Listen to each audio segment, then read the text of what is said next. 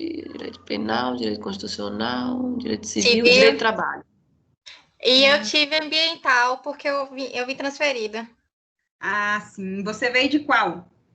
Unisul. Ah, da Unisul. E aí, gente, dentro do direito civil, o que vocês viram? Vícios do negócio jurídico. Vimos muita coisa do negócio jurídico. Vocês viram o negócio jurídico, né? Agora a gente está vendo obrigações. O direito civil, que vocês vão ver comigo, não é só obrigações, não. A gente vai começar fazendo um apanhado geral, né? Tanto da teoria geral do processo, quanto do direito civil 1, tá? Eu vou começar a aula, assim, com vocês, falando um pouquinho sobre a história, né, do direito civil, como que se deram o surgimento realmente, né, do processo civil e para que serve e tudo mais. E aí sim a gente vai começar já na próxima aula com algo mais específico, tá? Eu queria conversar com vocês primeiro um pouquinho, falar um pouquinho de mim também, quem se sentir à vontade aí em falar um pouco de si também, as expectativas que tem com relação ao curso, porque como eu não peguei vocês, né, no semestre passado, então hoje a aula realmente seria uma aula para a gente se conhecer. Eu sou Silvia Santana, vou mostrar aqui para vocês, disponibilizar para vocês aqui já os slides, e aí tem... Não entendi o nome, só entendi o Santana. Silvia. Ah, Silvia Santana. Beleza. Isso, Silvia. Aí eu vou mostrar aqui para vocês o meu... Só um minutinho. Compartilhar aqui com vocês o...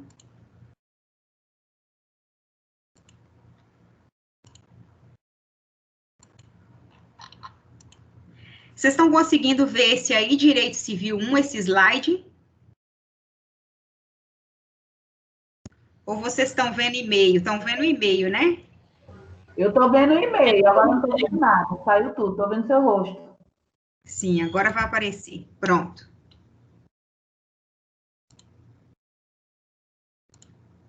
Top, professora, estou vendo. Eu quero saber de vocês se vocês já têm um grupo da turma no WhatsApp. Tem sim, professor, o grupo. Me coloque, por favor, nesse grupo, porque eu acho que fica muito mais fácil a nossa comunicação. Tá? A gente tem o AVA e tudo, mas às vezes vocês querem tirar alguma dúvida, quer falar alguma coisa direto comigo, então eu estou à disposição, tá? Esse número de telefone que está aí é o meu WhatsApp, e aí tem o meu e-mail, tá? Da faculdade. E aí, gente, é assim que eu tenho feito com as outras duas turmas, que no semestre passado eu dei aula para o primeiro período, e o primeiro período agora está comigo de novo, em teoria geral do processo, tá? Vim de Belo Horizonte, imagino que vocês vão falar, a gente já sabe por causa do sotaque, sempre tem, a galera fala isso. E lá em Belo Horizonte me formei lá, trabalhei lá advogando durante 7 anos, e aí depois vim para Eunápolis. Vai fazer 4 anos que eu estou aqui. E eu advogo especificamente na área trabalhista, faço algumas coisas na área civil também, mas a minha especialização é na área trabalhista. E vocês, como já estão no 4º período, vocês sabem que o direito civil e o processo civil, ele é a base de todas as áreas do direito, de todas as outras áreas do direito, especialmente no direito do trabalho, né? O direito processual civil mudou lá, mudou aqui também no direito do trabalho. E aí, a gente teve uma série de consequências na área trabalhista por causa disso, porque tem toda aquela questão principiológica que é um pouquinho diferente. E aí veio impactar. mas e dou aula aqui, já dei aula em Porto também, na Uninta, já dei aula na Unifil, já dei aula na Faculdade Nossa Senhora de Lourdes, e agora eles vão, possivelmente eu devo voltar a dar aula lá de novo no semestre que vem. E aí, fiz especialização na PUC, em Direito do Trabalho, Direito, Processo do Trabalho e Direito Previdenciário, e agora estou aí na corrida do mestrado, tá? Vou tentar o mestrado na UFSB. Então, é loucura, é corrido, mas é o que eu quero, é sonho meu mesmo, e eu adoro dar aula, não é segredo para ninguém, e espero poder agradar vocês, espero poder ajudar vocês, e quero também aprender muito com vocês. Professora, Tá? Oi? Você vai dar aula de quê? Vou dar aula para vocês de Direito Civil. Brenda falou que era processo civil. Ah, tá certo, tá certo. Processo civil, isso. E Tá, a gente está falando tanto... tanto... porque que era a teoria geral do processo, aí confundiu tudo. Sim. Está tudo em um contexto só, não? Processo civil e direito civil? Divide. Não, é porque na minha grade estava a teoria geral do processo, eu não entendi. Isso. Foi até bom vocês terem falado isso comigo, porque mandaram para mim também como se vocês fossem ter aula de teoria geral do processo e processo de conhecimento. Para mim aqui continua aparecendo quinta-feira teoria geral do processo. Civil, para mim, é interativa. Isso, justamente por isso que eu preparei essa aula para vocês de realmente esse início mesmo do direito processual civil, porque, de toda forma, não vai ser... a gente vai ter de falar sobre isso, né? Então, como hoje é a primeira aula, eu decidi falar sobre isso, tá? E aí eu vou até verificar isso com a faculdade, porque eu achei, de certa forma, sem lógica essa grade, porque a sequência realmente é teoria geral do processo, e depois você vem Direito Civil 1, 2, 3, e assim sucessivamente. Por isso que eu perguntei para vocês o que vocês viram no semestre passado, né? Que aí vocês me disseram que viram negócios jurídicos.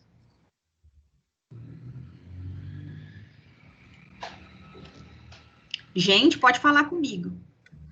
Eu tô confusa. Mas enfim, a gente faz dessa maneira, tá? E aí, na próxima aula, já venho já com algo mais específico, tá bom? Esse semestre, ele vai ser um pouco corrido, nós vamos ter poucos encontros, com a turma que eu já dei aula, que agora estou dando aula novamente, no segundo período, o que eu combinei com eles? Que nós vamos ter as aulas, vamos dividir o conteúdo nas aulas, mas 2 aulas eu vou separar para a gente fazer uma revisão para a prova.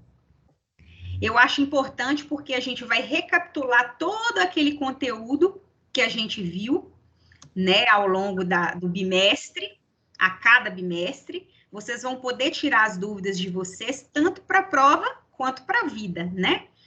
E aí, como eu estava dizendo para vocês, o direito civil, ele é realmente matéria de base, então a gente tem que aproveitar ao máximo, tá? O máximo que conseguir aprender, extrair, ler, a gente vai fazer. Uma outra coisa, assim, que vai ser legal para a gente esse semestre é que todas as aulas, eu vou fazer com vocês uma espécie de jogo, tá? E aí, quem ganhar esse jogo, quem responder as perguntas do jogo e for o campeão no ranking das perguntas, vai ter ponto extra, tá? E vocês vão ler antes, vou sempre disponibilizar para vocês textos antes. Oi? Quem ia dizer? Quem ia falar? Então, gente, eu vou disponibilizar para vocês os textos na pré-aula, e aí vocês já vão fazer uma leitura para a gente poder começar a aula com essas perguntas mesmo, para realmente tirar essa dúvida, ver se vocês entenderam do que a gente vai discutir em sala de aula, tá? E todas essas atividades, essas participações em sala de aula, eu vou pontuar com vocês, tá? Deixa eu pegar aqui, ó. Deixa eu ver se vocês... Tem que disponibilizar o outro slide para vocês, que tem a pontuação aqui, ó. Conseguiram ver aí? Sim. Olha só, a gente vai ter 2 grandes trabalhos, tá? Que eles vão valer mais pontos dentro do semestre, tá? Esses trabalhos eu vou querer realmente ver vocês, falar com vocês, interagir com vocês, porque isso é muito importante. Isso, além de ser motivador para mim, também é bom para vocês, né? Vocês são estudantes de direito, vocês têm que sempre buscar essa interação e esse treinamento mesmo da dicção, né? E da oratória. E aí, nós vamos ter pontos extras para pré-aula, pós-aula e jogos, tá? Que nós vamos fazer, como eu estou dizendo para vocês, no início da aula a gente faz um joguinho para poder ver se vocês entenderam o texto ou aquela parte de um livro, algo que eu veja ser importante realmente, que está dentro do conteúdo que nós vamos trabalhar na aula seguinte, ok?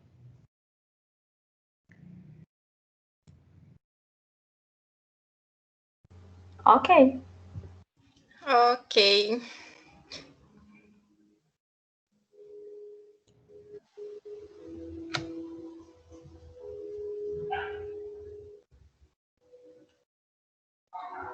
Agora vamos lá. Agora eu fiquei com dúvida, professor.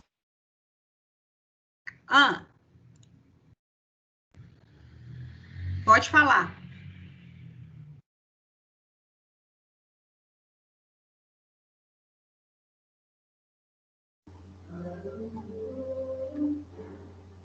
Giovana, pode falar. Pode falar. Não era a Luísa. Oi? Não, é porque eu tô tentando olhar o AVA aqui para abrir e eu não sei qual que eu vou fazer, se eu faço direito civil, obrigações ou se é a teoria geral do processo. Eu ainda não entendi isso, tô até falando com o Brenda aqui. Sim, sim. Tá bem confuso. Mas essa aí é uma questão que a gente, como eu te falei, né? Nós vamos ver depois realmente qual é a matéria que vocês vão ver agora, já que teve essa confusão em grade. E aí a gente começa a aula hoje, a gente fala um pouquinho sobre o histórico do direito civil e do processo. E aí sim... Oi, Brenda.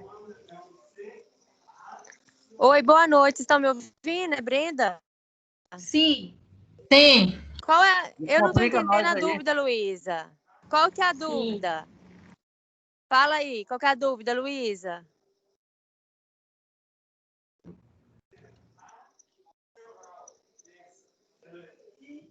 Vocês estão me ouvindo, gente? Sim, sim. Sim, professora. Sim. Então, surgiu uma dúvida, eu estou aqui para esclarecer. Qual é a dúvida, Luísa? Nós vamos estudar, boa noite, professora. Se nós vamos estudar Civil 1 ou Teoria Geral do Processo.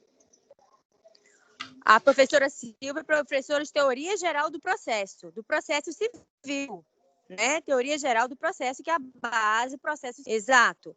Direito das obrigações, a disciplina interativa que vocês têm no AVA. Era essa a dúvida dela e minha também. Obrigada. Esclareceu? Então, certo. Certinho? Boa aula, viu, pessoal? Sim, obrigada. Tchau, tchau. Tchau.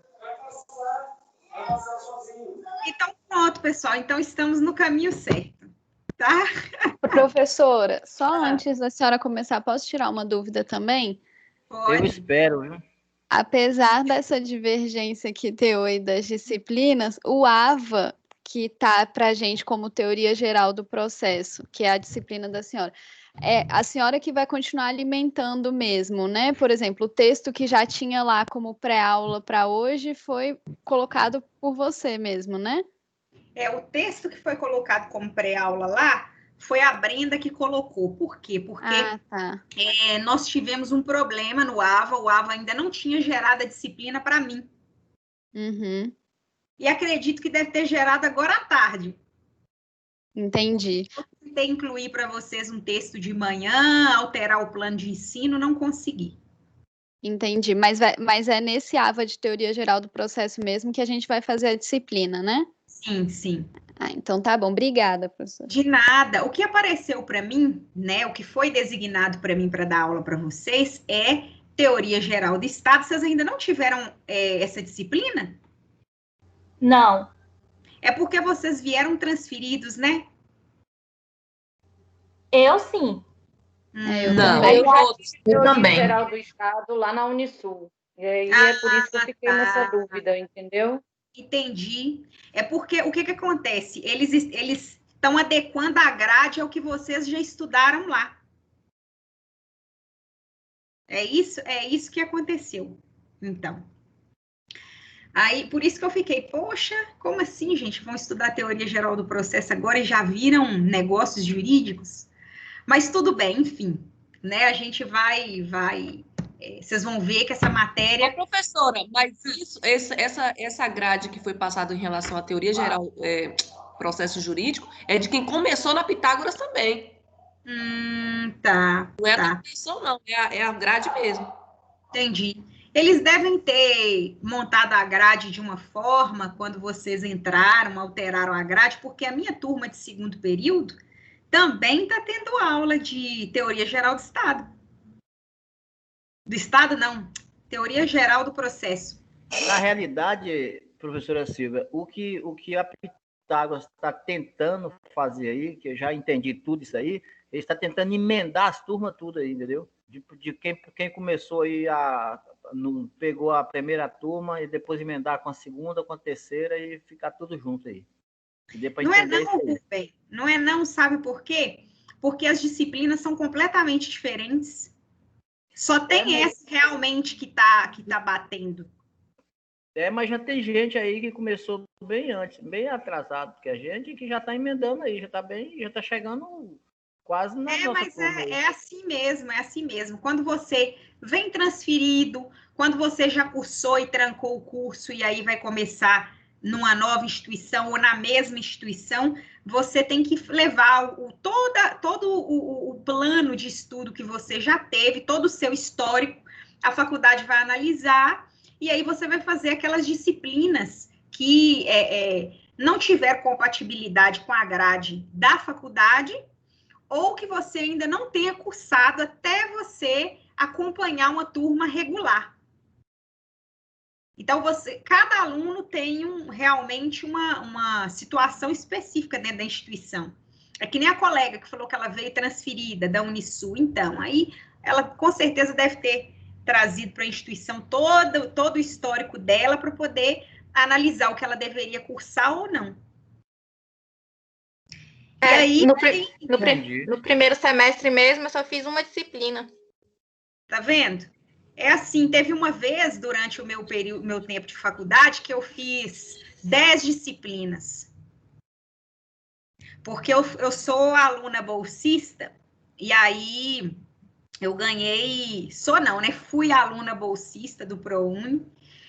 E aí eu consegui a bolsa em outra instituição. Então, para eu poder conseguir transferir para a instituição que eu comecei o curso, que eu fiz 3 semestres nessa primeira instituição, eu tive que fazer matérias a mais para poder acompanhar a minha turma da faculdade de origem. E aí foi uma loucura. Eu fiz 10 disciplinas, fazia 2 estágios. Foi bem puxado, mas valeu a pena, foi a época que eu mais aprendi.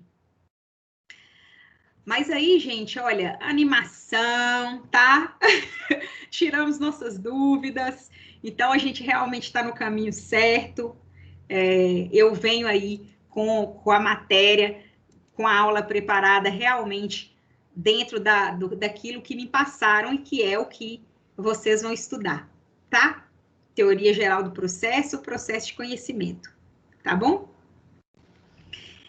Então, galera, quem quer falar um pouquinho aí para mim, se apresentar, falar das expectativas, o que vocês imaginam que a gente vai falar dentro da disciplina, o que vocês esperam das nossas aulas? Pode falar.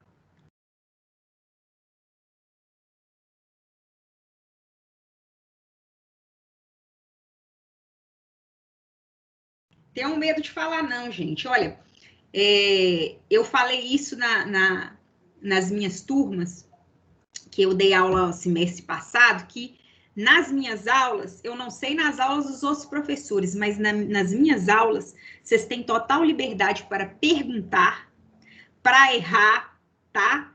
E fazer qualquer pergunta. Não tem essa coisa, se eu falar, vou falar besteira, se eu perguntar, vou perguntar coisa inútil. Não tem isso, tá? Na minha matéria, na minha disciplina, vocês podem ficar muito à vontade, tá? Somos todos então seres humanos. Deixa eu começar falando aqui, me apresentando. Eu me chamo Fúvia, eu já tenho uma formação acadêmica, né? Já é a minha segunda graduação agora, que é o Direito. Estou em duas situações, porque eu vou fazer o Direito, que é uma coisa que desde criança eu sempre tive vontade de fazer, e também estou aí no mestrado também em Educação. O que acontece? Eu senti uma falta assim, muito grande no semestre passado, que nos pegou muito de surpresa essa questão da pandemia, e pegou a gente muito de surpresa nessa questão de aulas virtuais. Nós não estávamos realmente preparados para isso, apesar de de trabalhar na educação e saber que as novas tecnologias hoje elas estão em alta, Sim, né? sim. Mas nossa turma, eu estou falando por mim, eu não estava preparada para ter um curso de direito virtual. Então, assim, eu aprendi muito pouco semestre passado. Eu tive um professor apenas, que eu falo com muita convicção, que foi o que eu consegui extrair de bom nas aulas dele, que foi a aula de Direito Ambiental e Direito Civil com o professor Robson. Então, eu aprendi nas aulas dele. Por quê? Ele interagia com a gente o tempo todo, ele sabia das expectativas que a gente tinha e colocou em cima do que a gente almejava do curso. Sim. E ele era um professor que sempre era muito atencioso com a gente. Então, ele mandava mensagem, ele perguntava como que estava, se você estava dando conta de fazer o trabalho, se você tinha dúvida. E, para mim, faltou isso nos outros professores, sabe? Porque nós estamos vivendo agora, esse momento agora, aula virtual é complicado. Se você não tiver um professor que tenha esse carinho, essa atenção para te dar, você vai ter um aluno totalmente sem vontade de estudar na sua aula. Vai abrir aqui a tela, fazer de conta que está estudando, enfim. Né? Então, assim, eu espero que esse semestre seja diferente, porque eu já vi aí que mudaram alguns professores e eu senti firmeza nas aulas que eu já consegui assisti, ter. né? Eu assisti. Então, assim, eu estou colocando uma expectativa muito grande em relação a esse novo agora, esse pouquinho de tempo que a gente tem para passar. Porque o quarto período ele vai ser rápido também para a gente. Né? Então, assim, eu espero poder aprender na sua aula, porque o meu terceiro semestre não foi bem feito, não. Eu estou falando por mim. Eu estudei, eu corri atrás, mas, assim, eu fiz o terceiro semestre empurrada, porque eu não tive aquela atenção, aquela assistência toda que poderia ter dado mais para a gente, porque nós fomos pegos muito de surpresa. Então, assim, ninguém estava preparado. E aula virtual, eu vou te falar, é complicado. Se você não tiver um professor que interage com você o tempo todo, você não consegue êxito nas suas aulas. Sim, dá sono, dá preguiça. Dá sono, dá cansaço. Às vezes as perguntas, os questionamentos não estão atreladas às questões do contexto da aula. certo? Muito slide, cansativo demais. Uma aula com 40 slides, 30 slides, ninguém merece isso. Não. Sabe? Então, assim, deixou a desejar. Sim. Pois é, gente, o feedback que eu tive das 2 turmas que eu peguei no semestre passado foi muito bom, porque os meninos falaram justamente isso aí que você falou, do professor Robson. Eu acho que a gente não vai ter problema nenhum, não. Justamente por isso, hoje eu já lancei aí para vocês os contatos, tá? Que tem aí o e-mail, o WhatsApp, e eu vou pegar e vou colocar aqui também o Instagram, porque de vez em quando eu publico algumas coisas lá de novidade que está acontecendo no direito, e aí alguma palestra, alguma coisa que é importante para vocês, porque vocês vão ter que começar agora a fazer aquelas horas complementares, as atividades complementares para poder concluir, né, o currículo. Então, eu sempre coloco lá, tá? Então, olha.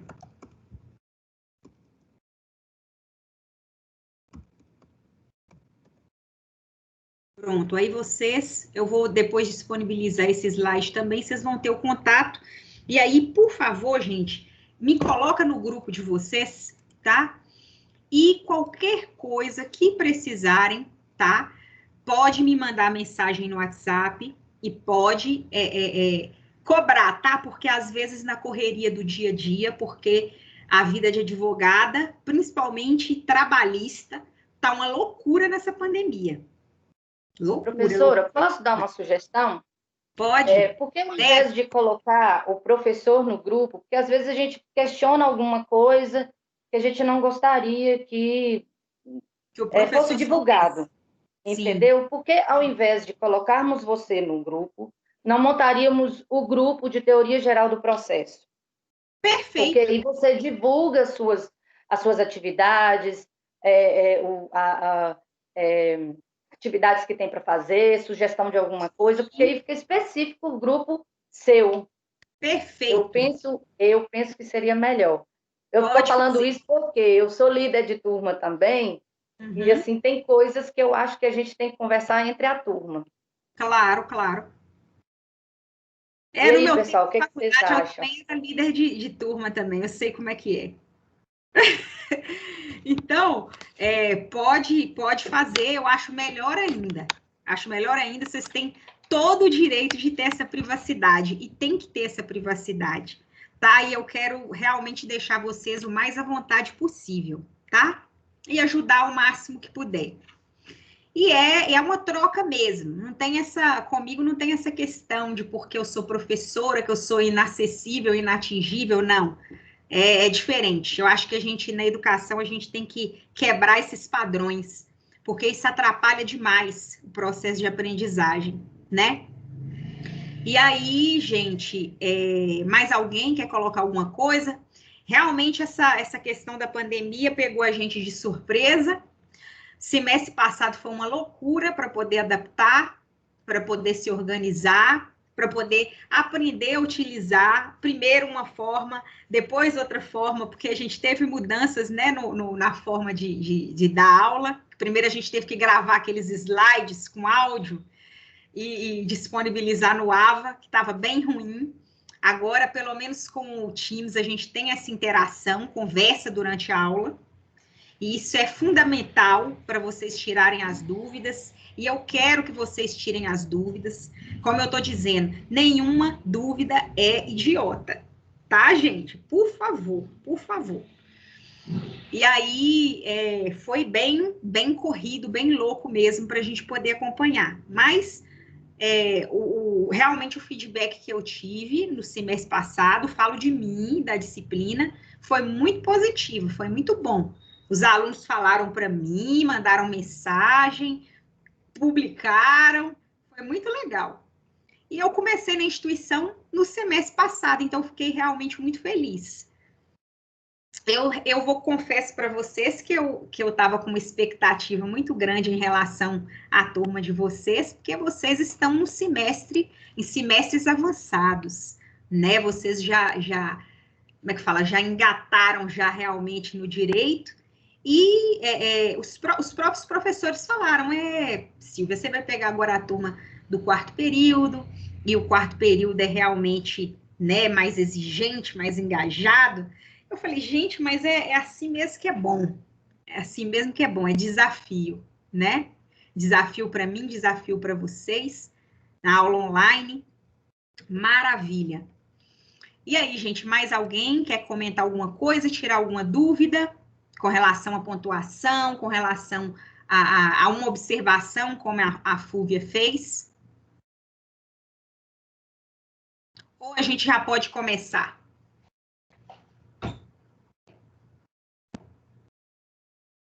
Vou começar, tá? Vamos lá. O pessoal tá querendo aula, vamos começar, né? Tá querendo aula. Olha lá, gente, vamos começar a falar um pouquinho sobre o conceito, história e as fontes do direito processual civil, né? A gente sabe que o homem, naturalmente, ele precisa conviver em sociedade.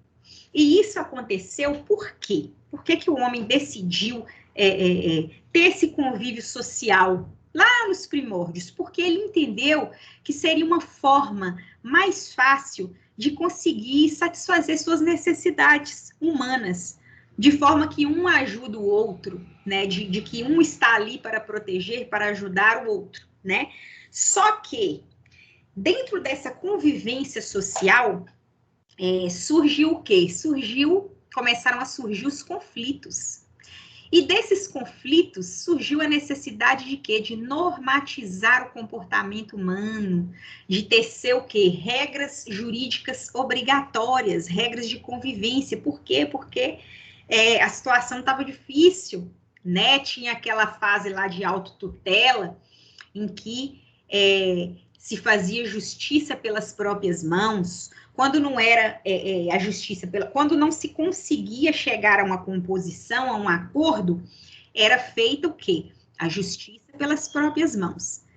E aí, com o passar do tempo, se viu realmente essa necessidade de haver o quê? De haver regras de comportamento.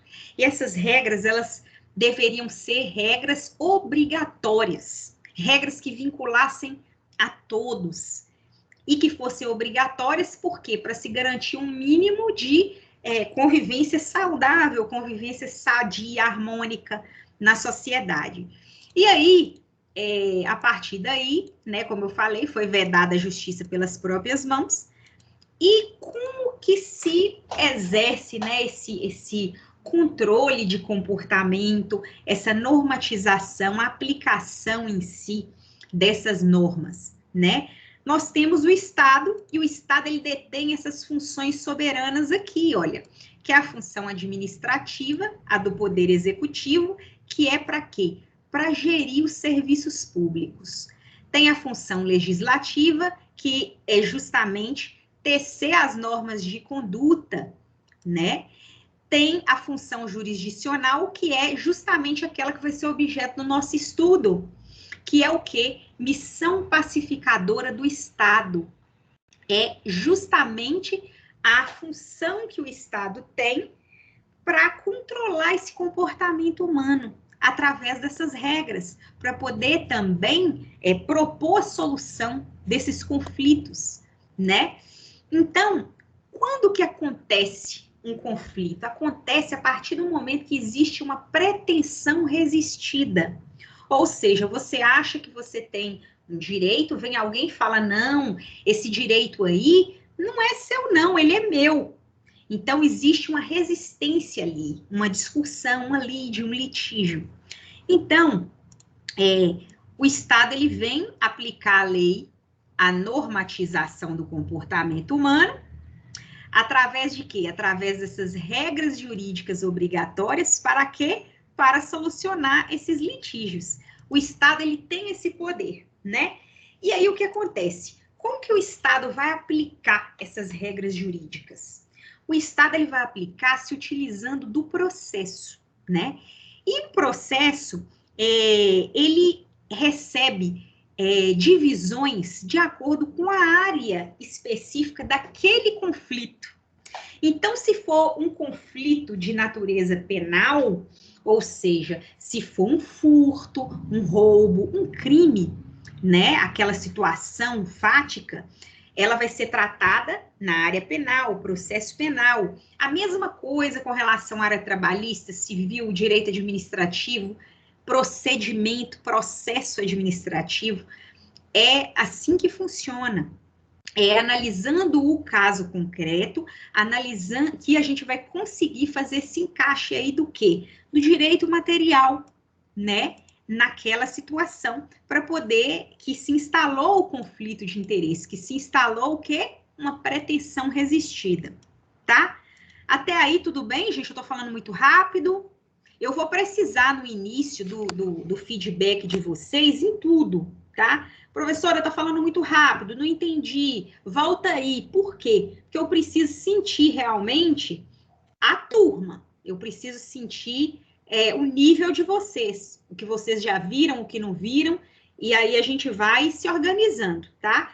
Eu espero que isso aconteça o mais breve possível, porque a gente tem muita coisa para ver, tá? Não se preocupe, porque eu não vou estender a aula demais, porque é muita informação, e também não faço muitos slides não, tá? Estourando 15 slides, 20 slides, e mesmo assim, eu coloco com a letra maior, tá, gente? Porque eu prefiro falar mais, depois vocês, se tiverem dúvida, assiste a aula novamente, porque eu sei que fica maçante, principalmente à noite, tá? E aí, olha lá. A gente tem outra divisão, a divisão de quê? De direito material e de direito processual.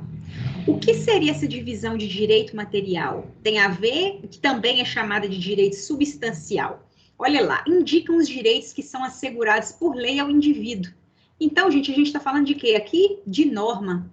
O titular de um direito substancial, quando tem violado, ele pode ir a juízo postular a intervenção do Estado para que este reponha o seu direito lesado, fazendo-o valer.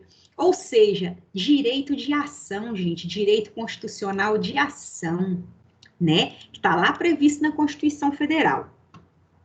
Para que o Estado possa efetivar o direito, ele é necessário um processo, né?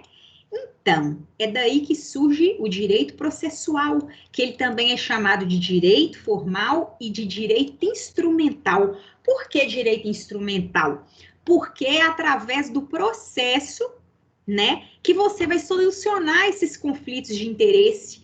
É através do processo que você vai resolver a lide e que você vai aplicar o direito substancial, o direito material, né? E aí, olha lá, o direito processual é o ramo do direito que contém regras e princípios que tratam de jurisdição, isto é, da aplicação da lei aos casos concretos pelo Estado juiz para a solução dos conflitos de interesse. O Estado, ele substitui-se às partes, trazendo solução ao litígio. Assim, o direito processual é instrumento da jurisdição, estabelecendo regras que balizarão a relação entre o Estado juiz e as partes do processo. Por disciplinar a relação entre as partes e o poder estatal, normas de processo têm sempre natureza pública e é ramo de direito público. Então, pronto, gente, o direito processual, ele é de natureza pública. Por que é de natureza pública? Porque ele vai regularizar, ele vai disciplinar como é que vai se dar a jurisdição, como é que se vai aplicar a norma ao caso concreto. Por quê? Porque ele é formal e instrumental. Formal porque ele segue uma regra, né? Uma lei, uma norma. Instrumental por quê? Porque ele é o instrumento para se desenrolar, para resolver o conflito. Até agora está entendido? Sim. Sim, para mim tá tranquilo, professora. Então pronto, vamos lá. Professora, O direito... Oi? O processo é tanto civil como penal, é tudo do ramo público? Não, cada ramo, ele tem uma natureza diferente. Vocês vão ver, a cada disciplina que vocês forem estudar, né, a cada processo que vocês forem estudar, vocês vão aprender qual que é a natureza dele, tá? Tem os processos e os direitos que são de natureza pública e aqueles que são de natureza privada, tá? Por exemplo, o direito comercial. O direito comercial, ele é de natureza privada, tá? Então, vocês vão ver ponto a ponto, processo por processo, direito por direito, porque vocês vão estudar direito penal, direito processual penal, direito do trabalho, direito processual do trabalho. Cada um vocês vão entender a natureza, tá?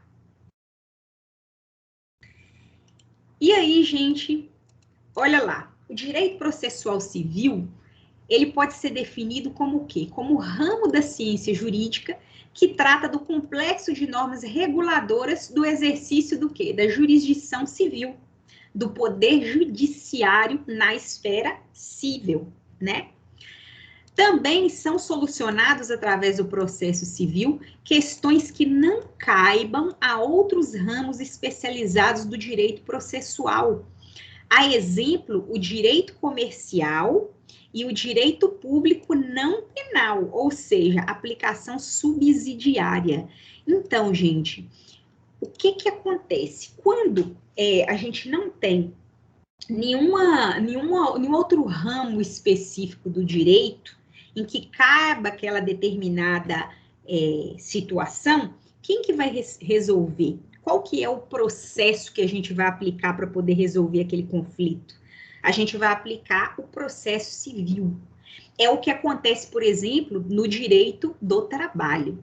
No direito do trabalho, a gente tem o processo do trabalho. Ok. Quando não tem nenhuma regra ali, quando está faltando alguma regrinha ali dentro do processo do trabalho, para a gente poder trabalhar e desenvolver o processo, a gente aplica subsidiariamente o direito processual civil. Então, é isso que acontece, por isso que o processo civil é tão importante. É algo realmente, é a matéria assim, que vocês vão mais estudar dentro do curso de Direito, é o processo civil. Quase todos os períodos vocês vão ter, acho que só no finalzinho do curso que vocês não vão ter processo civil. E acho que vale super a pena vocês estudarem até fora, tá? Do contexto da faculdade em si, estudar em casa, tá? Porque, assim, é imprescindível em todas as outras áreas saber o processo civil. Às vezes você ganha uma ação só de você ter o conhecimento, conhecer bem o processo civil, conhecer bem as saídas ali, tá? Quando a gente fala assim, aquele advogado é bom, ele conseguiu, com estratégia ali, ele conseguiu resolver o caso. Normalmente, essa estratégia, ela é extraída realmente do processo, tá? Uma causa, assim, que a pessoa, assim, nossa, fulano vai perder. Aí vem o advogado e solta ali uma regra processual, reverte tudo, para vocês verem a importância do processo civil, tá? Olha lá, pertencem ao grupo das disciplinas que formam o direito público, pois regula as funções soberanas do Estado, de jurisdição, né? Poder judiciário. Ainda que o conflito de interesse seja privado, há o interesse de pacificação social e manutenção da ordem jurídica por parte do Estado, para a manutenção da vontade concreta da lei. Então, gente, tem esse caráter público justamente por isso. Por quê? Porque o Estado, ele quer pacificar, quer manter a ordem jurídica, tá? Processo civil e constitucional, gente, são extremamente interrelacionados, tá? Esse semestre vocês vão estudar constitucional ou é mais à frente? Já acabou, já a constitucional. Já, né? Então, gente, olha só. o processo constitucional, ele tem tudo, o direito, né, constitucional, ele tem tudo a ver com o processo civil. Por quê? Lá dentro da Constituição Federal, nós temos vários e vários princípios previstos, princípios do processo civil previstos. Então, são coisas, a gente sabe, vocês estudaram direito constitucional, vocês sabem que é praticamente impossível alterar, como né? Eu gostaria, viu, de repetir constitucional, como eu gostaria de repetir constitucional, porque realmente é uma interessante e foi muito truculenta, viu? Foi horrível. Foi, né? É, muito horrível. Foi difícil. A gente pode trazer, sempre que eu puder, eu vou trazer elementos do direito constitucional, então, para a aula, para poder auxiliar vocês, tá? Uma coisa que, assim, é muito importante dentro do direito constitucional e que normalmente deixa, assim, meio a desejar as aulas, pelo menos comigo foi assim, e é o direito, quando a gente vai estudar controle de constitucionalidade. Faz um nó realmente na mente dos alunos, não é? Aham. Pois é, então assim, se a gente realmente conseguir acelerar o conteúdo, eu posso ajudar vocês. Se não der agora, mais à frente, tá? E aí, gente, bora lá. Então, o que acontece? O processo civil e o constitucional estão extremamente interligados. Olha só os exemplos aqui, olha. Quando a gente vê lá na Constituição essa previsão, olha, do tratamento igualitário entre as partes do processo, tá? Isso aqui vai garantir, olha, garantir uma segurança jurídica lá dentro do processo civil, né? Olha lá, direito de ação, que era o que a gente já estava falando lá antes. Intangibilidade da coisa julgada, ou seja, se transitou em julgado, que vocês vão aprender nos recursos, né? O que é transitar em julgado? É quando não cabe mais recurso, quando já passou o prazo de interpor o recurso e a pessoa ficou lá quietinha, a parte ficou quietinha, não se manifestou, aí transitou em julgado. Beleza, a partir dali nós temos o quê? Uma coisa julgada. Ela não pode ser alterada, não. Ela só é alterada através de algo que nós chamamos de ação rescisória. E para entrar com essa ação rescisória, a lei estabelece muitos critérios. É muito difícil conseguir reverter uma coisa julgada através de ação rescisória. Mas existe essa exceção, essa possibilidade, tá? Que vocês também vão aprender os critérios lá na frente. E olha lá, além de normatizar a composição dos órgãos do judiciário, o direito constitucional, ele tem essa composição aqui, olha, lá dentro da Constituição tem essa composição, essa divisão de competências dos órgãos, tudo direitinho.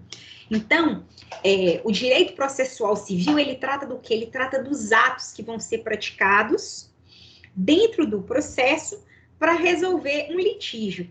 E o direito constitucional, ele traz todos os princípios para quê? Para que a coisa caminhe com regularidade, né? Obedecendo certos princípios que vão garantir uma decisão justa, uma decisão coerente, uma decisão realmente, não tem outra palavra melhor que encaixe aí, não, uma decisão justa mesmo, né? Então, olha lá, o direito processual, ele regula a aplicação da jurisdição, da capacidade do Estado de decidir imperativamente a fim de encontrar solução para um conflito de interesses. Gente, vocês querem fazer um intervalo agora de 15 minutos ou vocês querem que a gente siga a aula direto? Porque com a outra turma eu costumo parar uns 15 minutinhos e a gente volta. E eu paro normalmente 15 para 8, eu estou olhando aqui, já é 8 horas. E aí depois a gente volta e fecha. Vocês querem continuar ou querem que a gente faça esse intervalinho? Ô Silvia, a aula vai até às 10? Olha, minha aula hoje não vai até às 10. Porque realmente foi a primeira aula, foi mais para a gente poder apresentar a disciplina, conversar mais. Mas a próxima aula a gente pode ir até às 10, se vocês quiserem. Não. Porque então, eu não vou ficar forçando, não. Já que ninguém se manifestou aí, eu prefiro que siga a aula direto, né? Porque já que não vai até às 10, não vai ser interessante. Para mim, tanto faz. Se você conseguir, só para um golinho de água, então. Tá, porque é o seguinte, se vocês fizerem questão realmente que a aula vá até às 10, tudo bem, a gente vai. Só que quando a gente está na faculdade, não é assim que acontece. Quando a gente está na faculdade, a gente vai, a gente tem um intervalo, a gente volta, acaba terminando a aula um pouquinho mais cedo. Os meus alunos nunca reclamaram quanto a isso, não, porque eles se sentiam mais descansados e aprendiam mais. Eles não ficavam muito presos a essas formalidades, não. Tá? Mas se vocês quiserem realmente que a gente siga com conteúdo até às 10, se vocês quiserem que eu melhore os slides, vão me falando. Eu quero realmente seguir o que vocês entenderem melhor. Tá? Para mim Então, tá ótimo, assim. Tá ótimo. Então, bora seguir. Olha lá, gente, teoria geral do processo. A jurisdição civil é a que ela está relacionada às pretensões de quê? De cunho privado. Lembra que eu falei com vocês? Olha lá, ó, direito comercial, direito civil. Por que direito comercial e civil, né? É privado? Porque não envolve o Estado, né, gente? Não envolve as questões públicas. Então, é ali aquele contrato que você faz de compra e venda, que está ali falhando. Falhando? Gente, para mais alguém tá falhando? Para mim tá normal. Para mim tá Pra mim normal também. também. Para mim também. Eu vou até desconectar aqui o Wi-Fi do celular, que aí fica, a gente não corre risco. Mas aí, seguinte, qualquer coisa vocês vão me falando aqui, tá? Aí, o que acontece? São realmente áreas do direito que elas vão regular aquelas questões de natureza privada mesmo, entre duas pessoas ou algum, não tem nada realmente a ver com o Estado, tá? Nada a ver com a esfera pública. Agora, a partir do momento que a gente trata lá do quê? Do direito constitucional. Poxa, gente, a Constituição é o quê? É a lei magna, a lei maior, a lei que rege tudo e a todos, a lei que prevê a organização do Estado, a data que a gente vai das eleições, quando vão se dar as eleições, por quê? Tudo, tudo. Direito administrativo, a mesma coisa, está ligada ao quê? Ao poder executivo, né? Como que vai se dar a administração dos bens públicos, a gestão dos bens públicos, tudo isso. Olha lá, direito tributário, mesma coisa, questão de ordem pública. Por quê? Porque através dos tributos que se arrecada, né, o din-din ali para quê? Para cuidar, para poder colocar esses valores, né, passar esses valores para benfeitorias públicas. Pelo menos é o que deveria ser, né, gente? 100%. A gente sabe que não é, mas deveria ser 100%. E aí, olha lá, nós temos já a área penal. A área penal é o quê? A jurisdição penal, ela trata do quê, né? Ela trata da aplicação da pena quando acontecem crimes ou contravenções penais. Vocês estudaram direito penal o quê? 1, 2, ou está estudando agora? Me conta aí.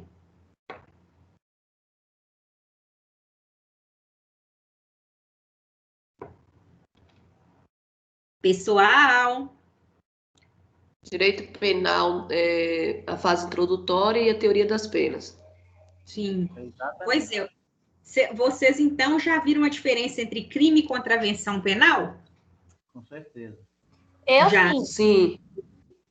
Pois é. Então, o que acontece? O direito penal, ele trata justamente dessas duas questões aqui. Quando você comete crime e quando você comete a contravenção penal. E é algo, sim, de natureza pública, o penal também, tá?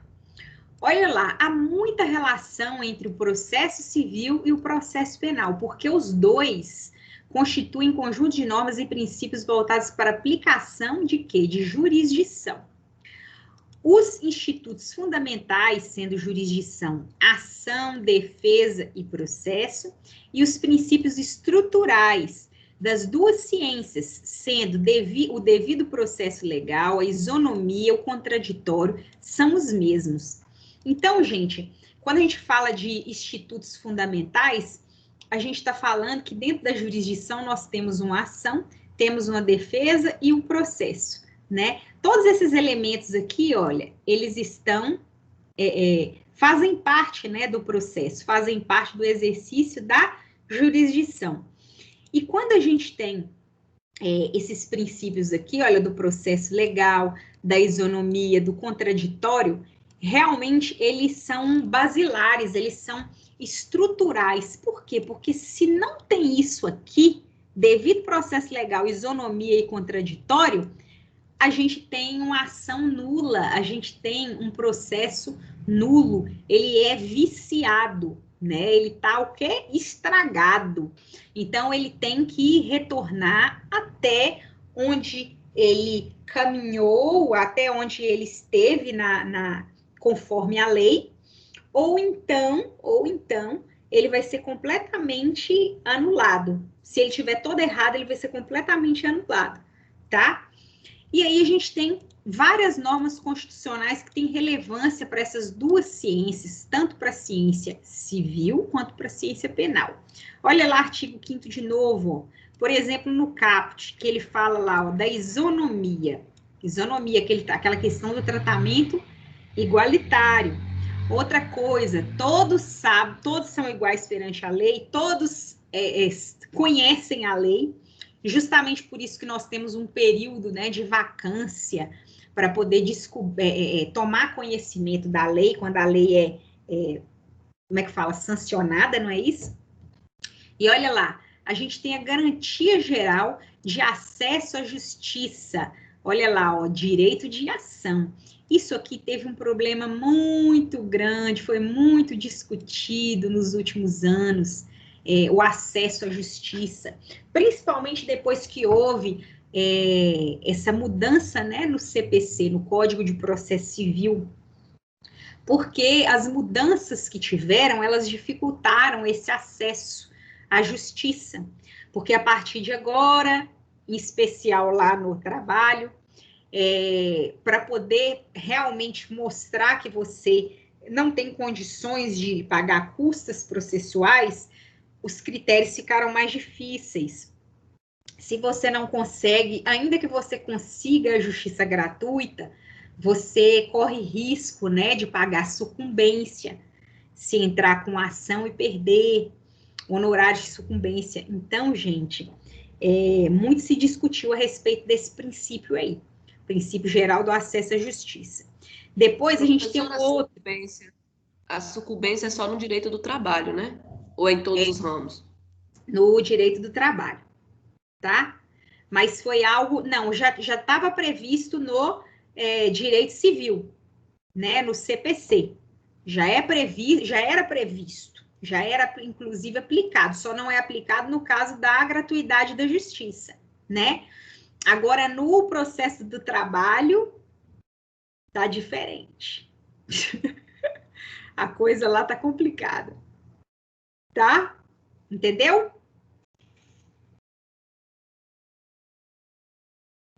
Entendi, professor. Entendeu? Então tá. Aí, Neilza, é o seguinte, vamos lá. A gente tem o outro princípio que é o da duração razoável do processo, né? Esse aqui também é um outro problema que nós temos. Por quê? Porque quando existe uma demora demais no processo, às vezes a pessoa não tem nem o seu direito satisfeito, né? Ela não consegue nem ter acesso ao seu direito, ela falece, às vezes aquele bem se perde, né? Se deteriora ali com o tempo. É muito complicado. Os juízes, né? O judiciário em si não tem um prazo, nós, advogados, temos. E aí, o que pode ser feito? É peticionar realmente no processo, despachar, sempre alegando esse princípio aqui, ó, o princípio da duração razoável do processo. Essa é a alternativa que temos. E aí a gente tem o outro que é o mais famoso e o mais forte de todos dentro do processo. De todos os processos, na verdade, que é o princípio do contraditório e da ampla defesa. Por que contraditório? Porque você tem o direito de rebater aquela alegação que estão fazendo contra você.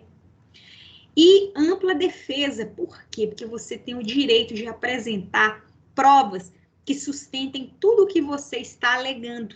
As mais variadas formas de prova, né? Prova documental, testemunhal, pericial, né? Os mais variados tipos de forma. Por isso, ampla defesa, né? Todas as vezes, gente, que esse princípio aqui ele é ferido, né? E você abre a possibilidade de quê? De recorrer. Você abre a possibilidade de rediscutir o processo, de alegar a nulidade dele, tá? E olha lá, a gente tem, vamos falar um pouquinho agora do quê? Da norma processual. Ô, professora. Oi. Você não costuma ler, mas, por exemplo, a senhora colocou aí o artigo, né, e os incisos, você não costuma ler o que está escrito nos artigos, não? Ah, não, essa aula é uma aula introdutória. Então, a gente não está falando especificamente da lei, não. Eu só citei para vocês uns exemplos da Constituição. Mas, se vocês quiserem que a gente abra realmente a lei seca e ler, não tem problema nenhum, não. Entendi. Tá? Porque, na verdade, gente, vocês vão ter esses slides. E aí, vocês depois podem realmente criar esse hábito de abrir a lei seca e ler, tá? Porque a lei, gente, é uma coisa que vai estar ali para vocês eternamente, para poder consultar até na prova da OAB. Então, eu acho que a gente perde muito tempo lendo lei seca em aula. Eu acho que vale mais a pena vocês entenderem o contexto daquilo ali, para que a hora que vocês abrirem o artigo, vocês vão pegar e vão falar, entendi. Está escrito dessa maneira, mas é assim que funciona, porque a professora explicou para a gente lá na aula como é que funciona esse dispositivo aqui, a aplicação dele.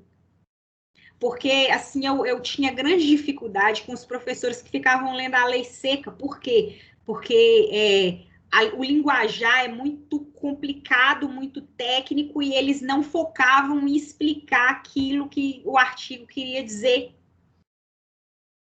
E aí, depois, a gente sentiu uma dificuldade enorme de interpretar aquele artigo ali, tá? E, assim, esses artigos que eu estou lendo para vocês da Constituição, eles não têm... o que está escrito lá, basicamente, é isso aqui mesmo, tá? Não tem nada de diferente, não. A Constituição, ela é muito clara. Agora, quando a gente for tratar, igual olha aqui, ó, que eu coloquei o artigo 471 do novo CPC, né? Aí sim, aí eu transcrevi ele aqui para vocês, tá? Porque aí já são coisas mais específicas, tá? Que se vocês não entenderem, a gente vai esclarecer, tá? Porque aí tem uns termos que talvez vocês não entendam, tá? Quem ia falar mais aí?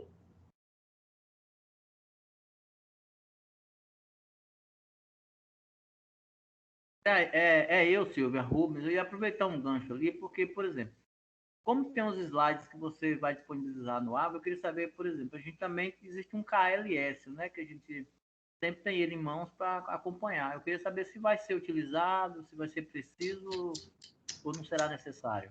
Essa disciplina de vocês não tem. A gente tem, na verdade, só de teoria geral do processo. A gente não tem a outra parte, que é a parte do processo de conhecimento, tá? Porque vocês vão estudar teoria geral do processo e conhecimento. Então, a gente vai só ter mesmo os slides, a pré-aula e a pós-aula, é isso? Isso. E aí eu vou pegar e vou lançar para vocês textos. E a lei seca. Beleza. E a lei seca, textos. Então, o que acontece? Eu acho que para poder facilitar um pouco para vocês, se vocês quiserem seguir alguma doutrina, né? Porque Vocês têm aí na faculdade esse guiazinho de vocês, mas vocês têm que... Dica que eu dou. Acho que vocês precisam se desvincular um pouco disso. Eu sei que é muito fácil, muito cômodo e muito didático. É muito bom esse guiazinho. Mas ele é só realmente uma porta para o estudo de vocês. Vocês precisam ler mais. Precisam ir lá na biblioteca mesmo, pegar livro, doutrina e ler, gente. Curso de Direito é leitura. Para sempre. E aí, tem esse livro aqui, ó. Deixa eu pegar e tirar o negocinho aqui. Agora vocês vão conseguir ver. Esse livro, do Humberto Teodoro, que eu vou até lançar ele para vocês lá no plano de ensino, tá? Como indicação bibliográfica, tá? Muito bom, muito didático. Tem outros também que eu vou passar para vocês. E de teoria geral do Estado, eu indico para vocês o livro da Ada Pellegrini, que foi exatamente o que eu tentei postar na pré-aula e não consegui, tá? Mas aí agora eu acredito que o sistema já deve ter rodado, e aí eu vou conseguir lançar tanto a aula no portal, quanto essas partes, a cada aula que a gente for ter, eu vou disponibilizar para vocês na pré-aula esse capítulo específico do livro da Ada Pellegrini, que é excelente esse livro. Ela até faleceu, acho que foi o ano passado, eles fizeram uma reedição desse livro em homenagem a ela, tá? Muito bom, muito bom. Ele não é um livro muito grande, ele vai direto ao assunto, direto ao que vocês precisam saber, tá? Porque tem umas doutrinas que enche de jurisprudência, enche de entendimento, e aí faz um nó realmente na cabeça do aluno. Esse da Ada Pellegrini, não, ele é bem focado, bem direto, tá? E aí a cada pré-aula, eu vou lançar para vocês uma parte dele. Então, por exemplo, vamos supor que hoje nós vamos trabalhar os meios de solução de conflito. Então, eu vou lá pegar o capítulo específico dos meios de solução de conflito e lanço para vocês. Aí vocês leem antes da aula, né? Chegou no início da aula, a gente faz umas perguntinhas para ver se vocês entenderam. Essas perguntinhas, quem venceu o duelo, né, ou a luta lá, o jogo, vai ganhar ponto extra, que eu acho muito bom, ajuda, né, vocês, tanto em fixar o conteúdo, quanto participar da aula, e também lá no final, né, gente, nas notas, tá? E aí é isso. Mais alguém quer falar mais alguma coisa, perguntar?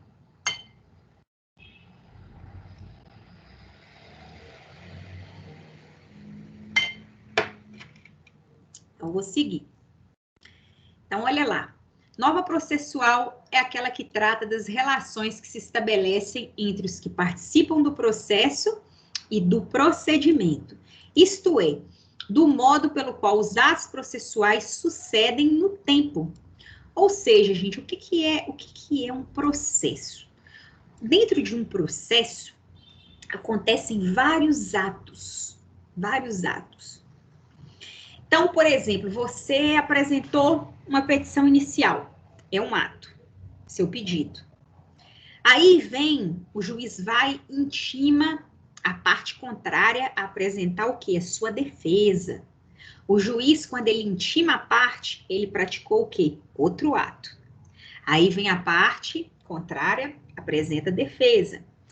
Essa sequência, gente, ela vai acontecer sempre assim, dentro do processo civil. Existe uma sequência para as coisas acontecerem.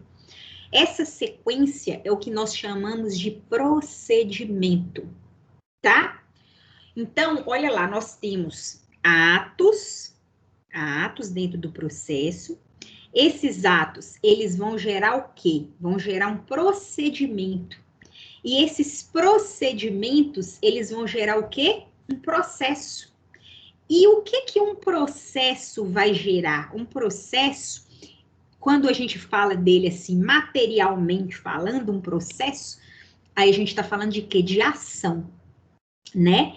Então, aquele calhamaçozinho ali de papel que nós não temos mais hoje porque é eletrônico, aquilo ali é o que nós chamamos de ação, tá? De ação, de processo, tá? Os atos é o que você faz dentro do processo, tá bom? Então, quando a gente fala de norma processual, a norma processual, ela vai tratar justamente disso daí, dessa sequência de atos, né? Ela vai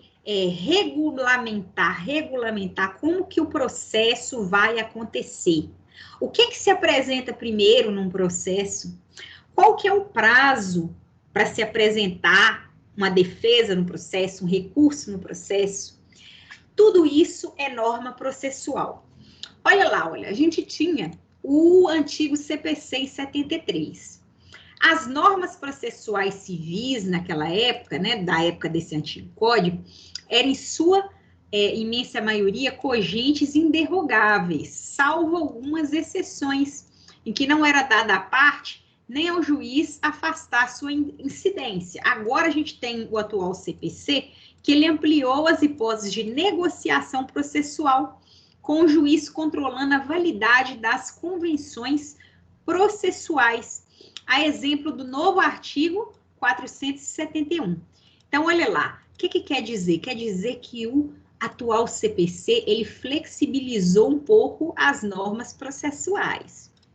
Olha o artigo 471, o que fala? Como exemplo, as partes podem, de comum acordo, escolher o perito, indicando mediante requerimento, desde que as partes sejam o quê? Plenamente capazes e que a causa possa ser resolvida por autocomposição, ou seja, que a causa pode ser resolvida através de quê? De acordo entre as partes, né? Possa ser um tipo de causa que seja possível estabelecer ali um acordo entre as partes.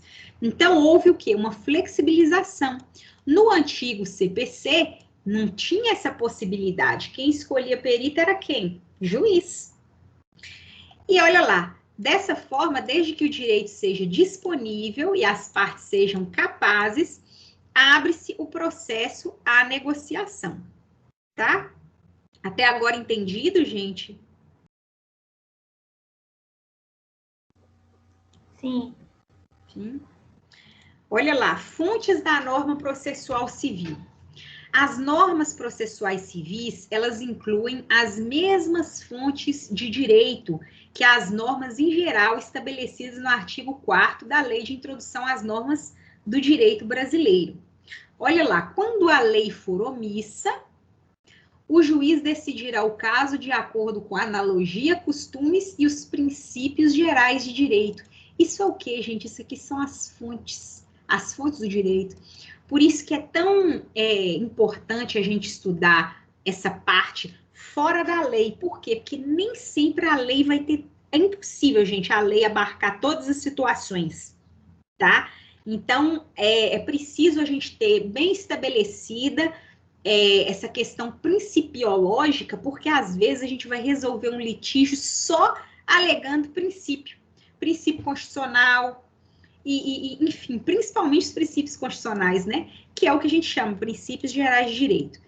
Olha lá, analogia. Analogia é o quê? Quando você tem ali uma determinada situação, né? Um determinado conflito, e esse determinado conflito, ele tem muito a ver com outro conflito, eles se parecem. Você vai pegar a solução que você deu para esse conflito aqui e você vai aplicar ele ao outro conflito que se parece com aquele.